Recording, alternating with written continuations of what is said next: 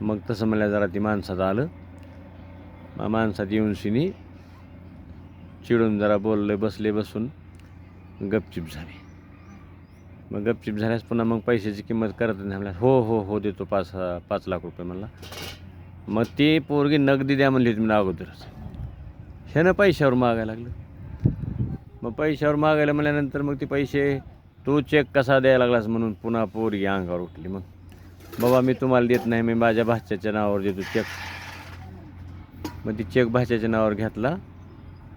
भाच्याच्या नावावर चेक घेऊन मग ते मिटवामिटवी केली तिथं.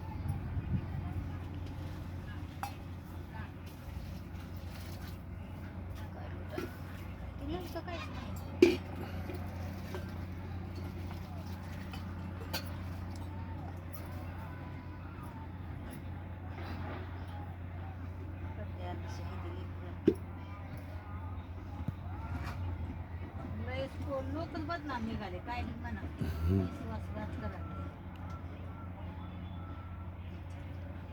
मी म्हणलं त्या पोरीला बाई नशिबान आहेस तू, म्हणलं आमच्या लेकराचं म्हणलं असंच व्हायलंय, काय करावं म्हणलं. त्याच्यामुळं म्हणलं बरं झालं तुला आधीच कळाली ती म्हणलं. इथं राधा मावशी म्हणाली 2दा झाले म्हणली, ही दुसरी वेळ आहे असली. काय माहीत खरं काय काय. तुला काय माहित आहे पहिले बी म्हणली असंच मोडलं होतं.